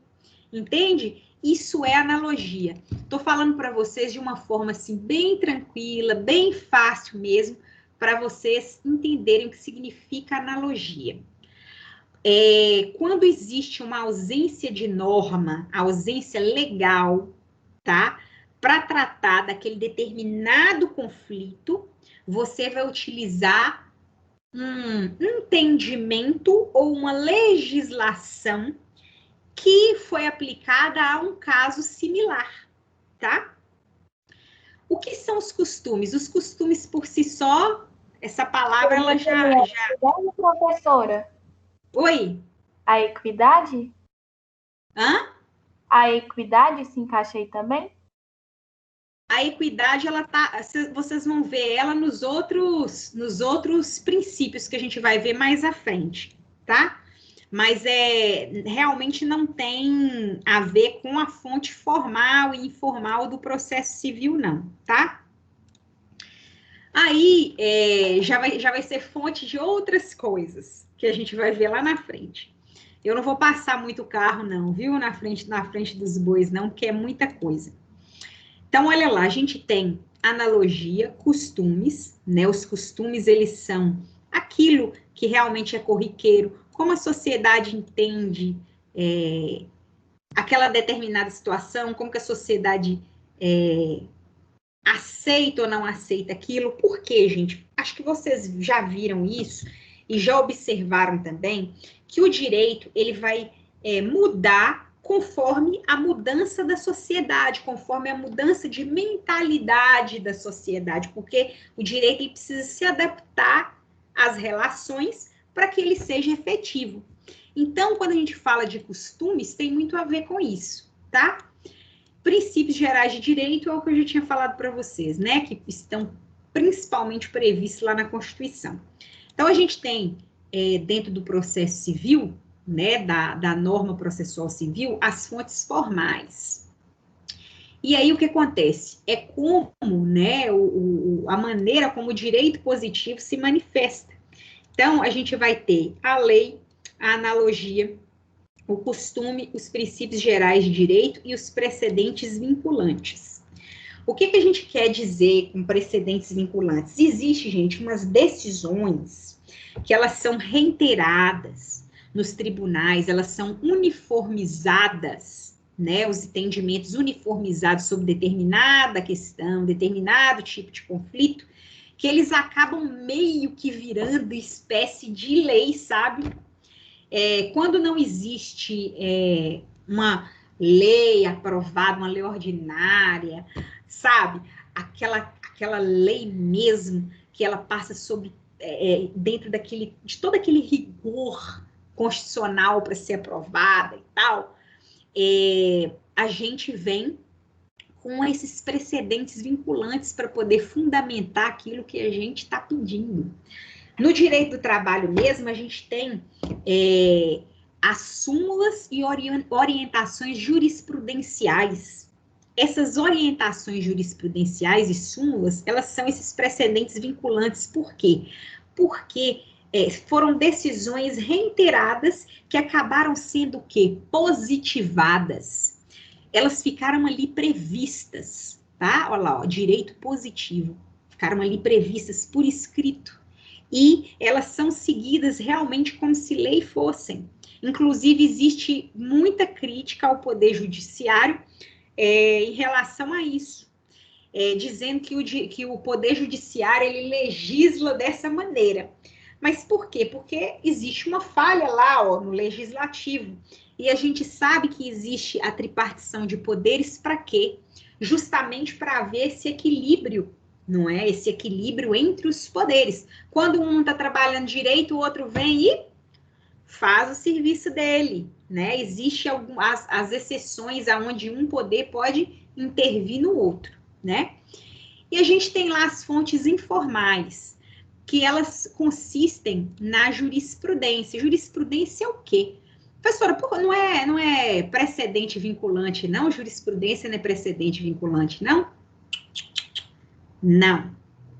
A jurisprudência, gente, ela é entendimento não consolidado, tá? Entendimento não reiterado. Se você tem ali um determinado posicionamento e você quer sustentar esse seu posicionamento num pedido, né, numa petição inicial, numa defesa, num recurso, aí você vai lá no site do tribunal, vai pesquisar, né, e vai achar uma decisão que tem o mesmo entendimento que você, o mesmo entendimento que você busca para defender ali o seu cliente, o direito do seu cliente. Então, você vai buscar uma jurisprudência. E uma jurisprudência, ela tem entendimento contrário ao dela. Ela não está consolidada, o entendimento não é consolidado, tá? Por isso que ela é uma fonte informal. Ela não está o quê? Positivada, tá? Não está escrita, consolidada. A gente tem lá, olha, a jurisprudência, ela torna, né, extraordinária, ela toma extraordinária importância no novo CPC, com o sistema de precedentes vinculantes e a determinação de que os tribunais, eles uniformizem, editando súmulas correspondentes à sua jurisprudência dominante, com rol de precedentes obrigatórios. Então, é isso, olha lá, o CPC agora, ele veio com essa ideia de fazer com que a jurisprudência, ela se uniformize, que ela vire, que ela se torne realmente precedente vinculante, precedente obrigatório. Olha lá, assim os precedentes vinculantes são fontes formais do direito. Não sendo vinculantes, os precedentes não podem embasar o quê? Decisão judicial. Apenas reforçam as conclusões do julgado. Então, gente, o que é a jurisprudência? A jurisprudência só vai ajudar você a convencer o juiz ali, mas ela não pode servir de base para o juiz fundamentar a decisão dele, ou o tribunal fundamentar a decisão dele. Eu não sei se vocês já aprenderam, mas toda decisão judicial, sentença, ela tem que ser fundamentada pelo juiz. É o que a gente chama de princípio do dispositivo. Se a sentença ela não for fundamentada, ou a decisão não for fundamentada, ela vai ser nula, tá? Então, é um requisito formal da lei que as sentenças, as decisões, elas sejam fundamentadas. Então, o juiz ele não pode pegar uma jurisprudência lá, ou seja, o julgamento de um juiz lá qualquer e usar para poder fundamentar a decisão dele. Ah, o juiz fulano de tal, ele entendeu assim, eu também entendo assim. Em razão da jurisprudência do juiz tal, da vara tal, do tribunal. Não pode. Ele vai fazer o quê? Não, conforme o precedente vinculante número tal, OJ tal, da SDI tal, eu entendo. Desce dessa forma. Eu decido, desce dessa forma. Então, gente, precedente vinculante pode embasar a decisão judicial. Jurisprudência, não. Vocês entenderam até agora? Ou ficou meio confusa essa questão da jurisprudência e do precedente? Confusa, com certeza, ainda está, né? Eu acho que eu mesmo fiquei na dúvida aí, assim, com relação uma e a outra, mas vamos aí adiantando para depois dar umas lidas aí novamente, né? Para a gente conseguir assimilar melhor. Então, vamos lá. Vamos esclarecer a diferença. O precedente vinculante, ele é positivado, ele já está escrito. Por que ele está escrito? Porque ele é um entendimento que já foi uniformizado perante os tribunais, perante os órgãos julgadores, ou seja, todos os juízes dali do tribunal, que são os desembargadores, eles já uniformizaram o entendimento deles, ou seja, olha, sobre determinada matéria, nós vamos entender assim, assim, assim, assado. Então, virou lei. É como se realmente tivesse virado lei. É como se o judiciário tivesse editado uma lei. Não é uma lei, por quê? Porque não passou por todo aquele trâmite previsto na Constituição de aprovação nas duas casas, plá, plá, plá, plá, plá, plá, entendeu? Mas é o judiciário que está legislando. E aí, como eu disse para vocês, porque acaba tendo força de lei, não é? O juiz não pode usar as decisões vinculantes, os precedentes, para poder fundamentar a decisão judicial. Então, ela está cumprindo função de lei, esses precedentes. Agora, a jurisprudência não. A jurisprudência é assim. Por exemplo... Ô, professora, sendo jurisprudência, não fere o princípio da legalidade? Não, gente, é o seguinte... é um entendimento uniformizado dos tribunais, tá? E aí vai servir para quê? Vai servir para fundamentar. Inclusive, isso daí que você falou é um objeto de crítica, de se aplicar esse entendimento consolidado para poder fundamentar as decisões.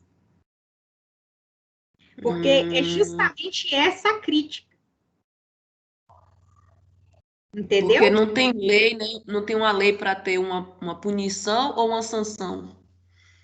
Na verdade, o que acontece? Não existe uma previsão legal que trate daquela determinada matéria e os juízes entenderam daquela forma. Os juízes vieram suprir a lacuna da lei, a falta da lei, através do entendimento deles. E aí, eles acordaram ali que, a partir de agora, sobre aquela determinada matéria, a gente vai decidir assim. Pronto, então todos os juízes do tribunal, tal, TST, TRF, cada tribunal tem os seus entendimentos consolidados, suas súmulas, suas OJs, tá? E aí, todos esses são entendimentos consolidados que já vêm por escrito, tá? Quando, por exemplo, vocês forem abrir a CLT, no finalzinho da CLT, vocês vão ver súmulas, orientações jurisprudenciais, tudo aquilo são esses precedentes vinculantes. Porque eles estão, no final das contas, eles não são lei, mas eles estão cumprindo uma função de lei. E aí acontece a crítica que você falou de ferir realmente a legalidade, né, a tripartição de poderes, porque realmente quem tem que legislar é o judiciário, e aí tem que passar por todo aquele trâmite do Congresso Nacional, isso não está acontecendo. E aí a gente tem a jurisprudência, para poder esclarecer sua dúvida, Rubem, é o seguinte, uma coisa é o precedente vinculante, que é isso que a gente acabou de falar, né, que é a uniformização do entendimento nos tribunais. Essa uniformização vem por escrito e serve para embasar a decisão judicial, beleza? Agora, para fundamentar a decisão judicial. Agora, a gente vai falar de quê? Da jurisprudência. A jurisprudência é assim, vamos supor que eu seja juíza. Vamos supor que eu seja juíza aqui da primeira vara civil de Eunápolis. Aí eu vou e dou uma sentença sobre determinado assunto. Vamos supor que esse assunto seja esse copo d'água aqui. Beleza, o assunto, o nosso objeto de causa é esse copo d'água. Ok.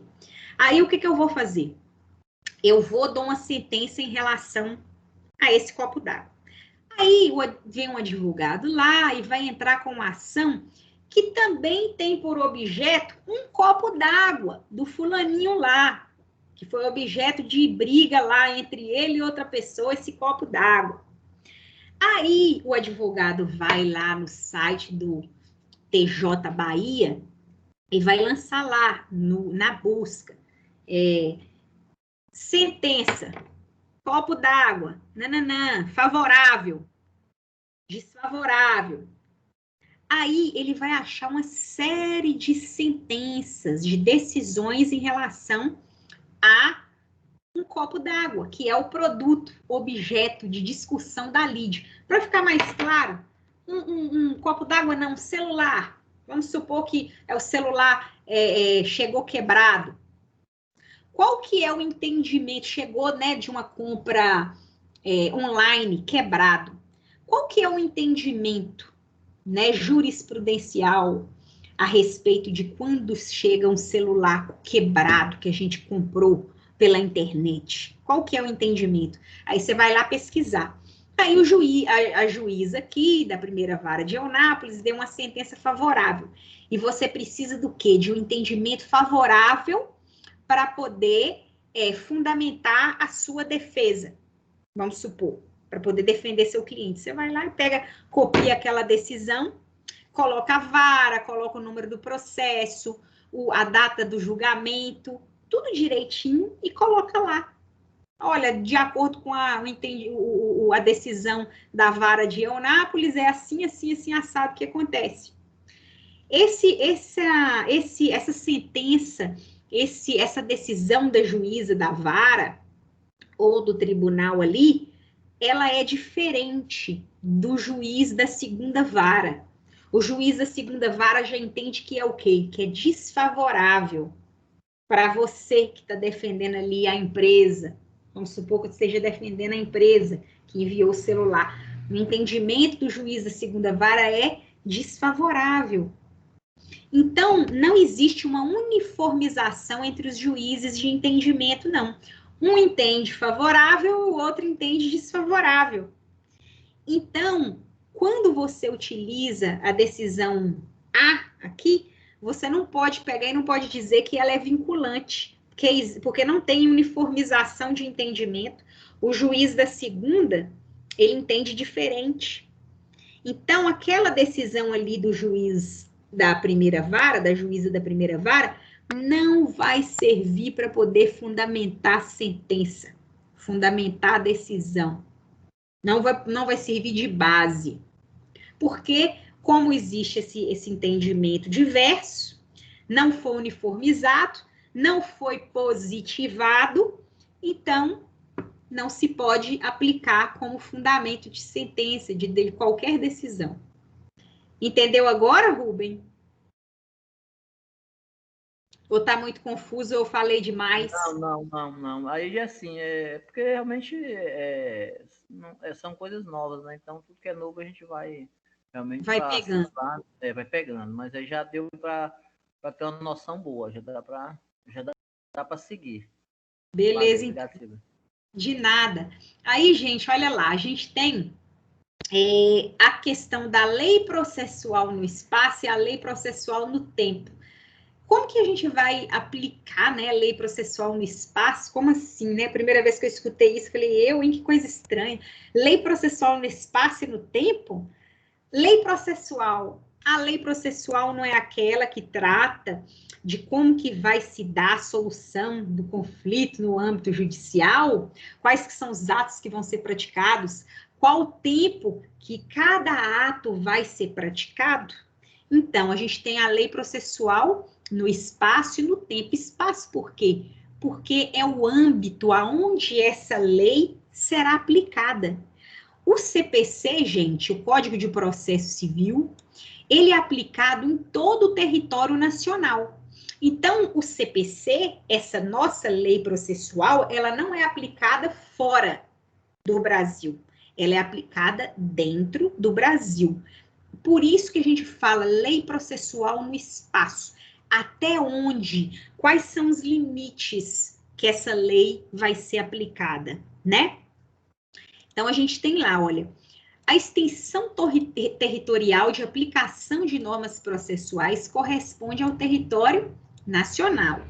O CPC vale mesmo que o direito substancial a ser aplicado seja estrangeiro, como na sucessão de um cidadão inglês. Então, o que acontece? Aqui a gente tem muito a questão do direito internacional. Por quê? Vocês vão estudar direito internacional. É quando existe um conflito de aplicação de normas. Quando a gente fala direito substancial, lembra que eu falei lá para vocês no começo da aula de direito material, direito substancial? É o quê? É a lei sobre determinada matéria, não sobre o processo, sobre determinada matéria. Aqui no exemplo é o quê? Sucessão de um cidadão inglês, ou seja, um cidadão inglês bateu as botas, né? Então, a partir de agora, a família dele, os familiares dele, que estão aqui no Brasil, vão receber os bens dele. Como que vai se dar a aplicação da lei? A lei processual, ou seja, como que o processo de sucessão vai acontecer aqui no Brasil, ele vai ser regido pelo Código de Processo Civil. Agora, a norma substancial, o direito material, vai ser o direito estrangeiro. Por quê? Porque não é um cidadão inglês, não é alguém que é de fora, um estrangeiro. Então, você vai pegar a legislação lá do país dele, que trata sobre a sucessão, que aqui a gente já está falando de quê? De direito substancial, material.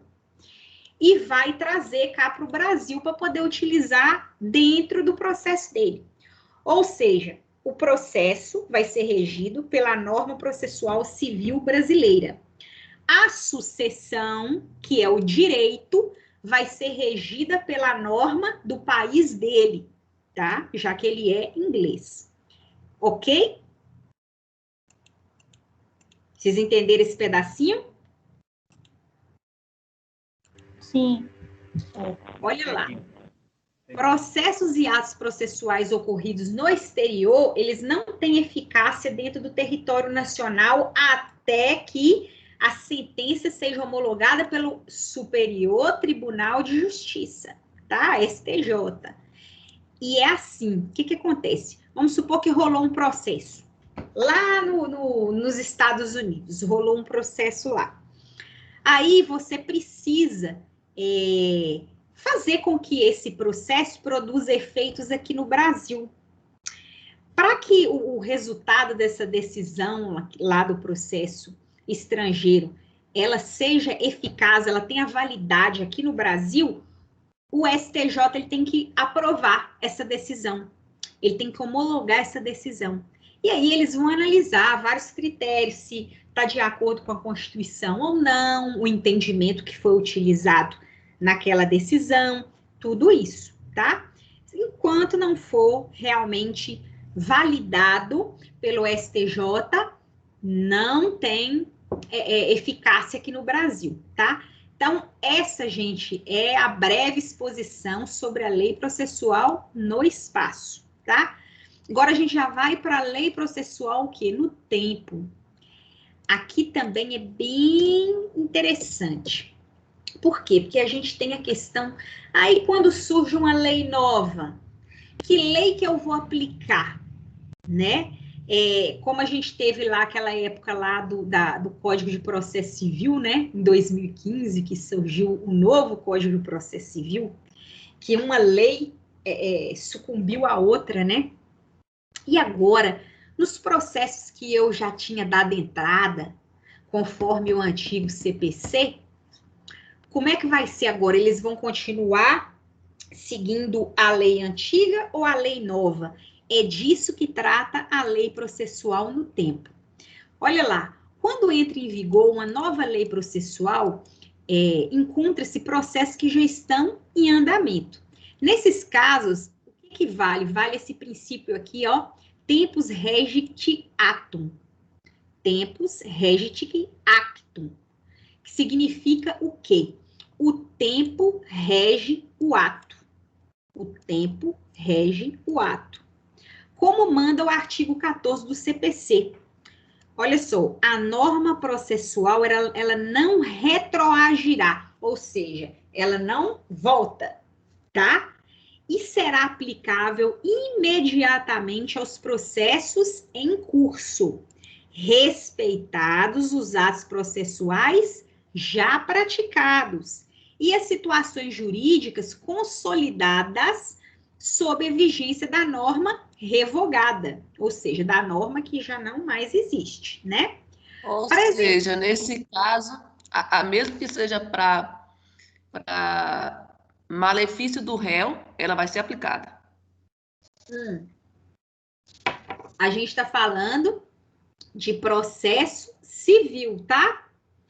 Existem algumas diferenças em cada tipo de processo, que a gente tem lá o processo penal, o processo trabalho, que tem os outros princípios que regem esses processos, tá? E que tem uma força maior e que vai alterar isso daí. Mas, dentro do processo civil, é assim que acontece. Gente, o direito civil, ele é muito assim, 880, sabe?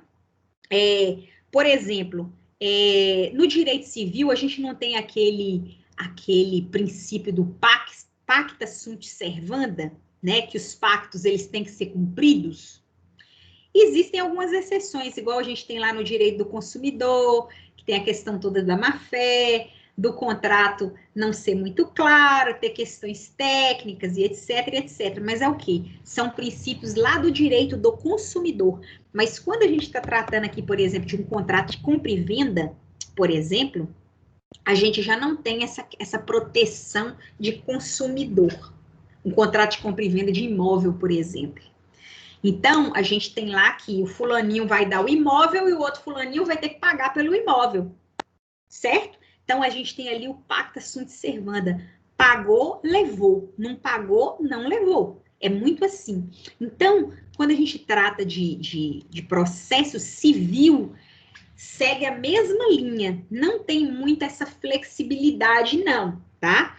Então, se você deu uma entrada no processo, vamos supor que eu dei entrada no processo em 2014, né? Processo civil, dei entrada no processo em 2014. Aí veio o código em 2015, o novo CPC em 2015.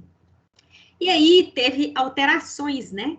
E eu estava, por exemplo, numa fase de apresentar um recurso, tá? E aí tinham determinados requisitos para apresentar aquele recurso que estavam previstos de uma forma lá no código anterior.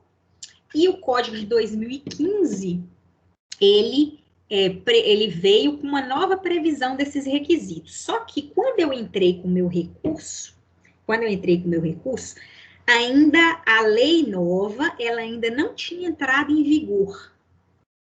Ela entrou em vigor, por exemplo, no curso do meu prazo para recorrer.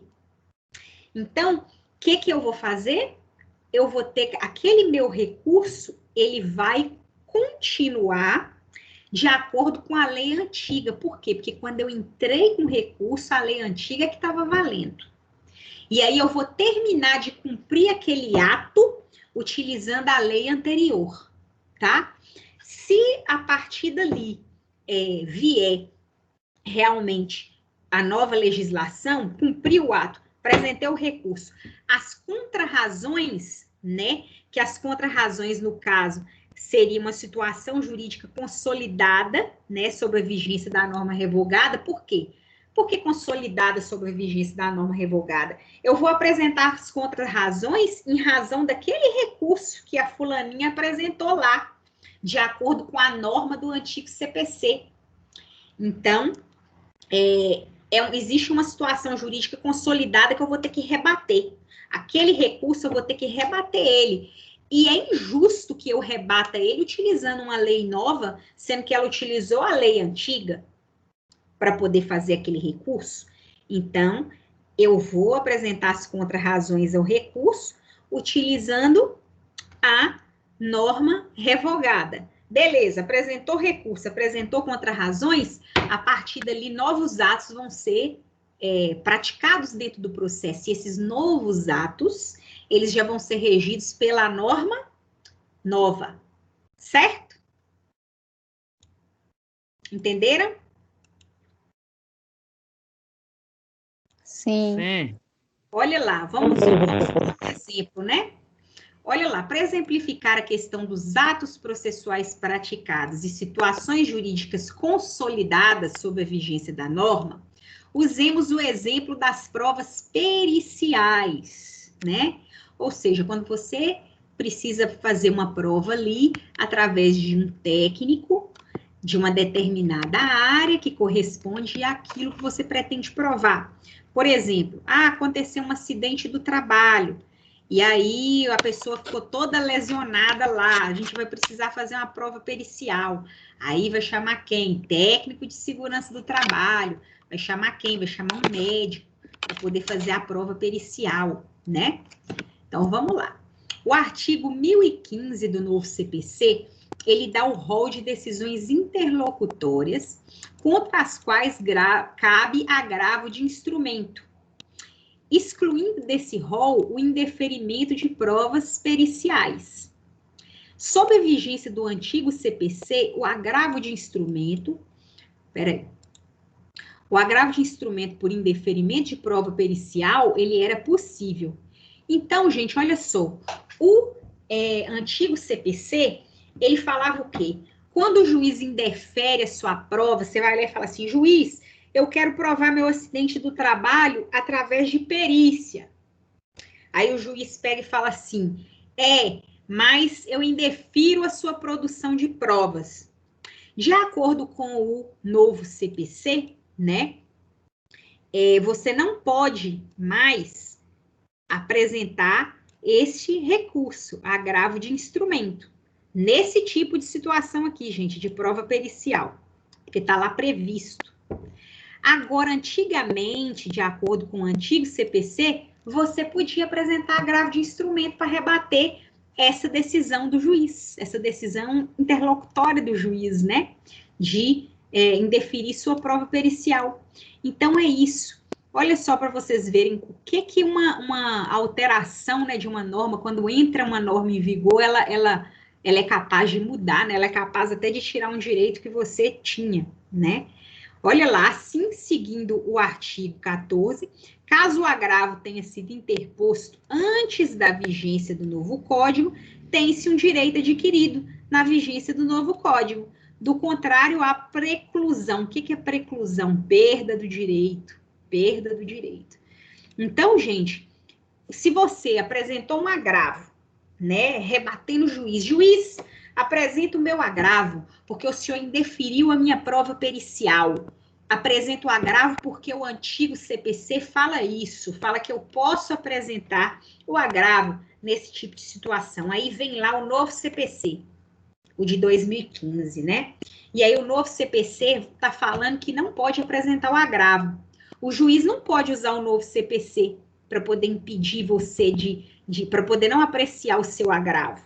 Porque você apresentou o CPC dentro do prazo e dentro daquele prazo estava vigente a norma anterior que te dava o direito de apresentar esse agravo. Entendeu, galera?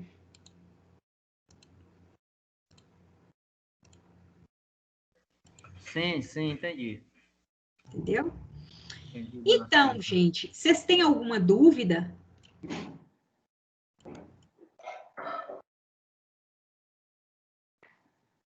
Por enquanto, não. Professora, para mim tá tranquilo.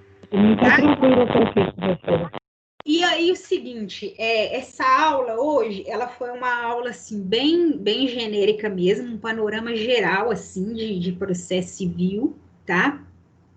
E teoria, mas vocês viram que já tem algumas coisinhas meio puxadinhas para entender, né?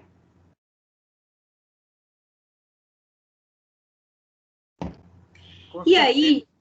Sempre vai ter, porque quando você entra nessas diferenças, né, são diferenças assim que a gente tem que ter muita atenção para não se confundir, né, com relação a essa questão de lei de processo no espaço, no tempo aí, você tem que dar uma lida mesmo para você compreender.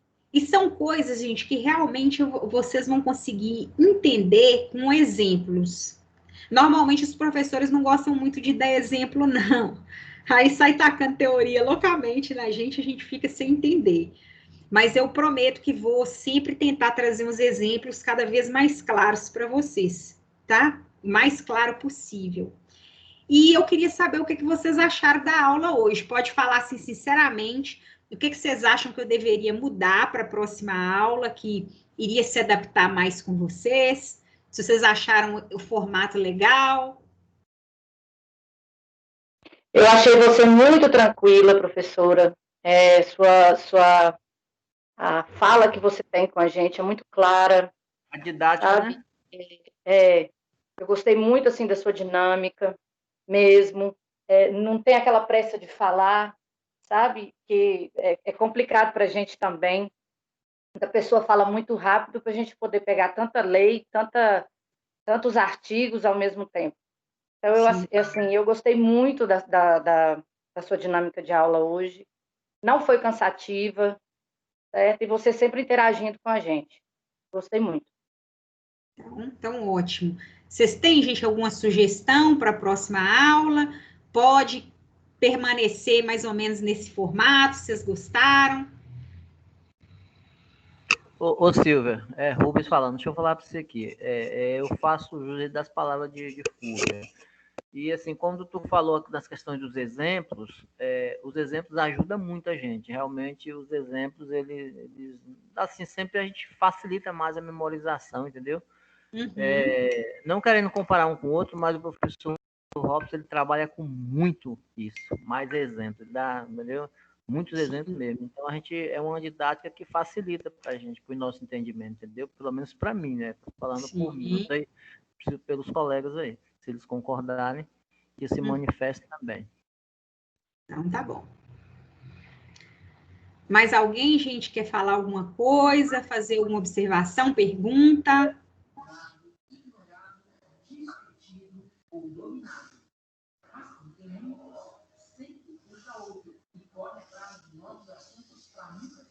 Gente, então eu vou encerrar, tá bom? Professora, Oi. professora, tem como mandar os nomes dos livros que você falou? Sim. Quem é que vai fazer o grupo do WhatsApp? Fúvia. Na verdade, o grupo já está pronto, professora, e já colocou já você. É porque o que acontece? Nossa turma tem um grupo que é bem polêmico, né, galera? Mas tem um outro grupo que a gente colocou só mesmo para informes gerais da turma 2019, né? Que a nossa turma é a primeira. Então, nós acabamos colocando você nesse grupo aí. Melhor do que montar outro, que é muito grupo, né? Sim. Porque a gente não tem só grupo de faculdade, a gente tem outros grupos também, então acaba acumulando. Então, o pessoal achou melhor te colocar no outro grupo de informes. Sim. E aí, gente, Viu? eu acho assim importante também, se vocês puderem, dar um feedback para a Brenda, para mim, da aula, o que vocês acharam da aula, por favor, que ela fica esperando, né? Como foi a primeira aula. Isso, com certeza, a gente dá. Isso, com certeza, viu? E aí eu passo para vocês por lá. E aí vou passar também os slides da aula por lá, pelo grupo, tá? E aí, assim que tiver disponível o portal para mim, eu lanço no portal também. Porque eu sempre faço isso, eu acho assim, até para poder facilitar a vida de vocês, pra vocês não terem que entrar no portal, baixar do portal, já baixa direto no WhatsApp. Foi isso que eu quis colocar para a turma, mas a maioria aqui colocou que era muito grupo. Eu acho interessante, cada semestre a gente tem um grupo da matéria que a gente está estudando, porque aí o professor disponibiliza para a gente, fica mais fácil. Sim. Né? Mas Sim, nós vamos amadurecer a ideia, viu, professora? No segundo período, o que os alunos fizeram? Eles fizeram um grupo dos professores e dos alunos juntos. E eles têm o grupo deles lá, né, o grupo de discussão só dos alunos. Mas aí tem um grupo que tem todos os professores e os alunos. E aí os professores, quando querem lançar alguma coisa, lançam nesse grupo. Agora eles vão ter que reformular o grupo porque juntaram as duas turmas de primeiro período, né? Aí vai ficar um grupão agora. Mas aí, gente, a gente também deve ficar um grupão também. Porque eu faço muita gente, saiu muita gente.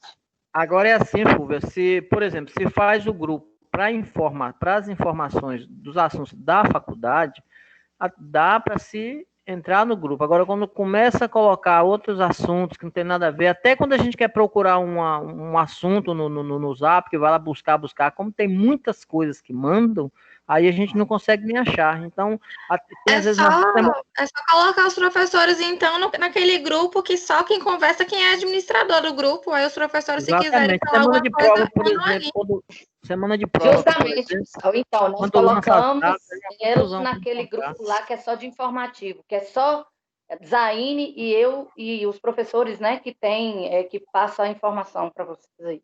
Pronto, e aí, acho que até melhor. Então, pronto, gente. Aí eu faço assim, então, eu posto lá no portal e mando para vocês. Até o link da aula também. Apesar de que agora eu acho que vai ser interligado portal e Teams. Então, a gente vai facilitar um pouco para nós professores.